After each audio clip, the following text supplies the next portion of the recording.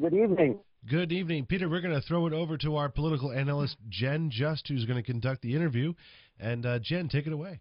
Hi, Mr. Lumaj. How are you doing tonight?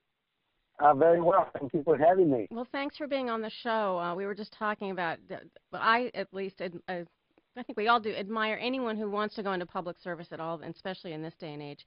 And one of our first questions is, why are you running, and especially why are you running for the Senate as opposed to, say, Congress or another position? Well, I decided to run for the United States Senate because when I looked at the two candidates that we have right now, which are considered to be the major contenders, Linda McMahon and Chris Shays, I believe that Linda McMahon is not electable and Chris Shays is too liberal to represent us. Therefore, I know that if they go to the general election, neither of them is going to be able to win the seat. So we need someone who's going to be able to win it. Do you think Chris Shays is too liberal for Connecticut? Yes, I firmly believe that. I mean, if you look at his record, he's been in politics since 1974, and he served in the United States Congress for 21 years. And the record clearly shows that most of the times he voted with the Democrats and instead of the Republicans. And I don't think that we need someone who is a Republican in name only or a rhino who goes to the United States Senate and to represent the conservative values that we hold so dear. And instead of doing that, he would side with the Democrats. So I don't think that the voters of Connecticut will fall for it this time. And what are some of the positions you hold that differ from Mr. Shays or Linda McMahon? Well, if I were to start with Linda, I mean, I believe that her move right now is just a career move to bolster an ego of a bored millionaire for Greenwich. I don't see anything else in her platform, if you will. I mean, it's just her desire to spend millions of dollars to go to Washington, D.C. Linda hasn't held any offices before. She spent $58 million of her own money 2 years ago, and she lost by 11%.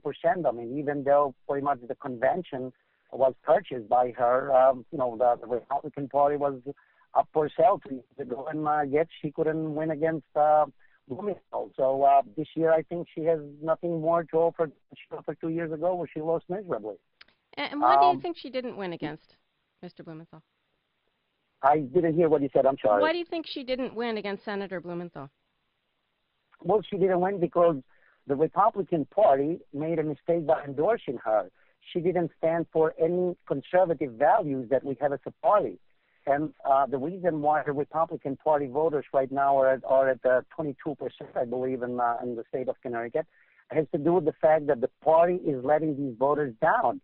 The voters are looking for someone who has conservative values, who believes in less regulations, less taxes, constitutionalism, America's exceptionalism, who is willing to go to Washington and fight for those values.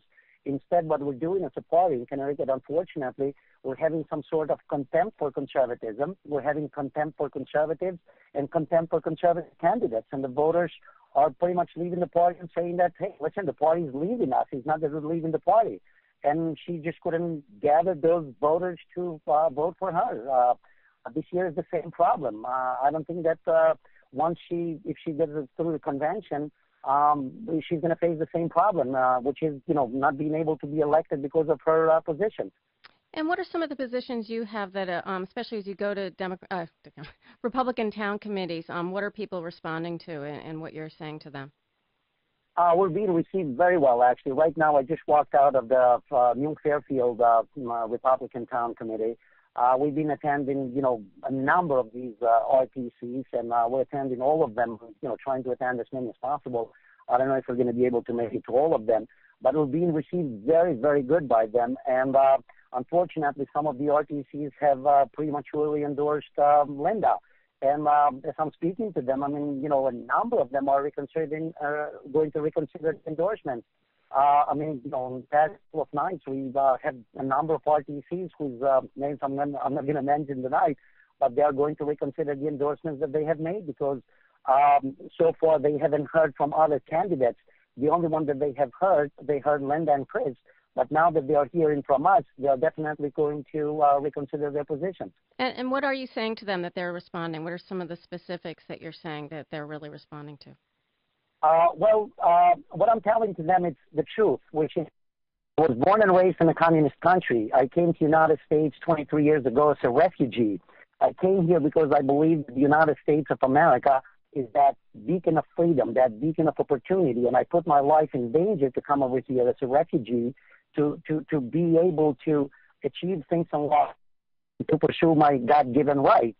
And what I've seen in the past 23 years in the United States and that I've been here, I've seen our government actually moving to the left and bringing socialistic views and implementing them in Washington, D.C. And what I'm telling them is that if I go to Washington, D.C., I'm going to stand up to these agendas, leftist agendas, which we left Eastern Europe and tried to flee away from them, escape from them, and make sure that our children and grandchildren will not have to deal with a socialistic system, which, pretty much forced us to put our lives in danger to come over here. So they're responding very well to that, factual story that I'm telling them. And can you give some specifics on that? As far as specifics on what? For example, your economic policy. What would you do in terms of increasing jobs and improving our economy? Sure. The economy, the reason why we're facing, the mess that we're in right now, it has to do with the fact that instead of liberating the individual, we're empowering the government and sort of limiting the individual. As a republic, we're supposed to do the opposite. We're supposed to free the individual, promote small businesses, promote businesses, try to lower the taxes. And the first thing that I would do if I were to be elected, I think that we have to downsize federal agencies at least 10 to 15%, eliminate few federal agencies such as IRS, the Department of Education. We have the Environmental Protection Agency. These are job-killing agencies that we have in Washington, D.C. So we have to start by trying to downsize the government in Washington. And once we do that and get rid of regulations that are killing our businesses, I think that we're going to see the economy flourish again. Now, you talk about possibly eliminating the Department of Education. How would education be funded then? Through the states, which don't seem to have a lot of money? I believe that the more localized these issues are handled, the better it is. The local governments know better than Washington, D.C. The reason why we're having these or facing these issues that I believe are posed by Washington, D.C., it has to do with huge bureaucracy in government that we have created in Washington, D.C. So if we bring that kind of authority to the states or to the counties, they will be better equipped to handle it. Okay.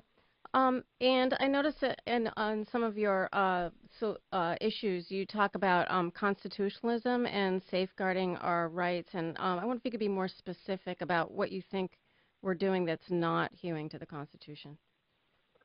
Well, if you start with the Obamacare, I firmly believe that is a violation of the Constitution, because if we look at the 10th Amendment, what's happening with the Obamacare is very much the 10th Amendment is being completely ignored. And what the Washington, D.C. is deciding is going to be imposed upon the states. And that is a violation of our constitutionalism. What I mean by reestablishing our constitutional limited government, the founding fathers of this nation, they were very clear when it came to establishing a republic. They gave the government enumerated powers to make sure that the individual remains free and the government is limited. Or for example, appointing judges. If we appoint judges to the Supreme Court and we have justices who will look for sources of law beyond the Constitution, beyond the American legal system, I think that is violation of the Constitution. So that's what I mean by reestablishing constitutionalism. Okay. And let's see. You have some pretty strong positions on immigration as well. I do. And I would think, as someone who immigrated to this country, that you would be pretty forgiving, or wanting people to have easy access to this country and everything that we have going for us. But it seems like that you don't really have that position. Well, listen. The difference between I came to the United States legally. When I came to the United States, I came here as a refugee. I went through the refugee camps. I was processed. I was interviewed. I was fingerprinted. So I came to the United States legally. So when it comes to legal immigration, I have no problems with anyone to come over here, join the American family, learn the American language or the English language, embrace the Judeo-Christian culture and the values that we have over here, and allow himself or herself to be assimilated into the American society. The problem that I have with immigration is illegal. When you have illegal immigration, illegal is illegal. We either have laws or we don't. I mean, we cannot have two set of laws. If I go outside right now and I speed on a, let's say, the speed limit is 35 and I go 65, I would be pulled over and even maybe being arrested for speeding. So that we have to enforce the laws. But if we have someone who violates the federal law, part of the federal, which is immigration law, is federal law, and violates that law, comes to the United States illegally, now what they're looking for us to reward them. So I don't believe that we should reward anyone who violated our immigration laws. I'm not for deportation, massive deportation. Don't get me wrong. As a Roman Catholic, I mean, I don't believe in splitting families and then picking up fathers and deporting them and keeping kids over here. And I don't believe in that. But I don't believe in rewarding them for having violated our laws. But we have to come up with a solution to this mess that both the Republicans and the Democrats have created over years. Well, hopefully we can find a path for immigrants who want to be here and the kids that were born here. Final question. You seem to have some questions about the stability of the dollar, and I wonder if you could talk about that for a second. Well, the reason why we have high prices right now on pretty much everything, and you look at the gas prices. I mean, past few weeks we're paying $4 or $5 per gallon. Regular gas, is because the currency is very weak.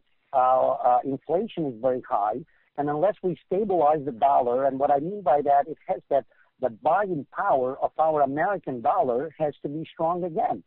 Unless we do that, we're going to have, for years to come, the economy is going to be weak. I mean, that's the currency has to be strengthened. Okay, Peter Lumaj, thank you so much for being with us. We've been speaking to Peter Lumaj, running for U.S. Senate. Peter, thanks so much for joining us, and best of luck with your campaign. Thank you very much for having me, man. And that's Lumaj2012.com. New Talk Tonight. We'll be right back.